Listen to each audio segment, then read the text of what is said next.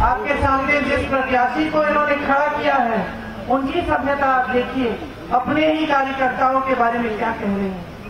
एक असभ्य राजनीति जो सिर्फ हल्की हल्की बातों वाली राजनीति है, जिनके नेता आपके सामने आकर अजीब अजीब से बातें करते हैं कि भैंस चुराई जाएगी आपकी, जो कहते हैं कि देश भर में अकेले भ्रष्टाचार के खिलाफ वो लड़ रहे हैं।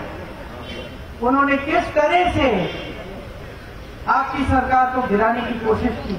हिमाचल प्रदेश की सरकार जब बनी कांग्रेस की, तब पहले से ही अर्थव्यवस्था में संकट थी।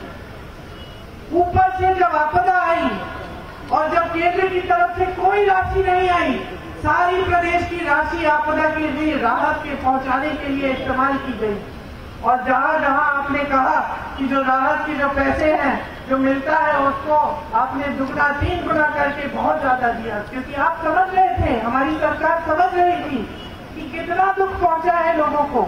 इस समय हमें मदद करनी चाहिए, बाद में हम देख लेंगे कैसे करेंगे। लेकिन भाजपा के नेता ना आए आपके बीच, ना आपसे पूछा कि किस तरह से आपकी मदद कर सकते हैं, आपकी सहायता कर सकते हैं। और मोदी जी ने बड़ी बड़ी बातें तो कह डाली, लेकिन जो एक काम की चीज थी, आपको राष्ट्र यहाँ पे राष्ट्र आपदा घोषित करने की चीज, यहाँ राशि भेजने वाली बात, वो उनके मुंह से नहीं। तो सच्चाई आप खुद अपने सामने देख रहे हैं। आपदा के बाद कुछ ही महीनों बाद क्या होता है, आपकी सरकार पर आक्रमण होता है, धन बल के आधार पर उसे खरीदने की कोशिश, विधायकों को खरीदने की कोशिश। बीच रात में विधायकों को चोरों की तरह हेलीकॉप्टर में, कोई गाड़ी में छुपा कर पूरी फोर्स लगा के ले जा रहा है कि दल बदला देंगे, इनसे सरकार गिरा देंगे। तो आपने एक और असलियत देखी कि जो अपने आप को ईमानदार कहते हैं, जो कहते हैं कि देश भर में अकेले भ्रष्टाचार के खिलाफ वो लड़ रहे हैं, उन्होंने किस तरह से आपकी सरकार को गिराने की कोशिश की। कैसे पैसों के इस्तेमाल से विधायकों को खरीद के, दबाव डाल के, केस डाल के आपकी चुनी हुई सरकार, जो लोकतंत्र के तहत आपने चुनी थी, उसको खत्म करने की कोशिश हुई। तो पूरी सच्चाई बहनों और भाइयों आपके सामने है। एक तरफ भाजपा है जो हर तरह से सिर्फ सत्ता को बटोर के अपने पास रखना चाहती है।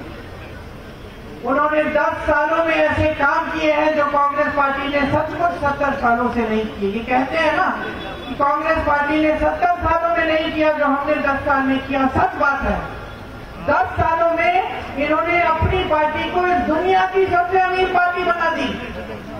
दुनिया की सबसे अमीर पार्टी कांग्रेस पार्टी 55 सालों से सत्ता में थी, कभी इस दुनिया की सबसे अमीर पार्टी नहीं बन पाई, न किसी ने प्रयास किया उसे बनाने का। इन्होंने 10 सालों में वो काम कर लिया। इन्होंने ऐसे लोगों से चंदा लिया अपनी पार्टी को मजबूत बनाने के लिए कि आप पूछिए ही मत। हम सबको कोविड की वैक्सीन लगी, आज पता चल रहा है कि वैक्सीन के वजह से तमाम मौतें हो रही हैं। उस वैक्सीन को बनाने वाले से 52 करोड़ रुपए इन्होंने चंदा लिया। गुजरात में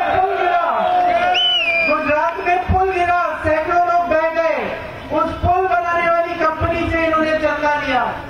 जिन पे छापे मारे थे उनसे चंदा लिया, जिन पे मुकदमे डाले थे उनसे चंदा लिया, मुकदमे ठंडे बस्ते में डाल दिए, छापे बंद हो गए।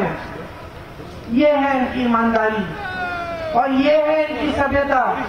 और आज आपको सब कुछ दिख रहा है। आपके सामने जिस प्रत्याशी को इन्होंने खड़ा किया है उनकी सभ्यता आप देखिए, अपने ही कार्यकर्ताओं के बारे में क्या कह रहे हैं। वो मैंने देखा तो देखिए, आपके सामने एक बड़ा निर्णय है। एक तरफ एक सभ्य राजनीति, एक सच्ची राजनीति, जिसके मंत्री, मुख्यमंत्री, नेता सब आपके सामने संकट के समय भी आते हैं, दुख के समय भी आते हैं और तमाम आपके लिए विकास के कार्य करने की बात करते हैं और वो कार्य करके दिखाते हैं। आपको वादा करते हैं चुनाव में, उस वादे को पूरे करने का काम जैसे ही सरकार बनती है शुरू हो जाता है। और दूसरी तरफ एक असभ्य राजनीति जो सिर्फ हल्की हल्की बातों वाली राजनीति है, जिनके नेता आपके सामने आकर अजीब अजीब से बातें करते हैं कि भैंस चुराई जाएगी आपकी, कि आपके मंगलसूत्र चुराए जाएंगे। सबसे बड़े नेता हैं देश के। पंडित नेहरू जैसे लोगों ने वो पद संभाला। लाल बहादुर शास्त्री जी, इंदिरा जी, राजीव जी, अटल बिहारी वाजपेयी जी, इन सब ने ये पद संभाला। किसी ने ऐसी असभ्य बातें नहीं की। किसी ने उस पद की गरिमा को न देखते हुए पद का स्तर इतना नहीं गिराया जितना आज गिर रहा है। तो ये आपके सामने एक बड़ा निर्णय है। सिर्फ आप हिमाचल का अपना भविष्य नहीं तय कर रहे हैं, आप पूरे देश का भविष्य तय कर रहे हैं।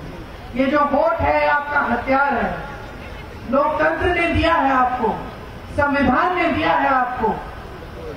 इनका कोई भरोसा नहीं है कि क्या करेंगे। संविधान बदलने की बात करते हैं, क्या पता आगे क्या करने जा रहे हैं।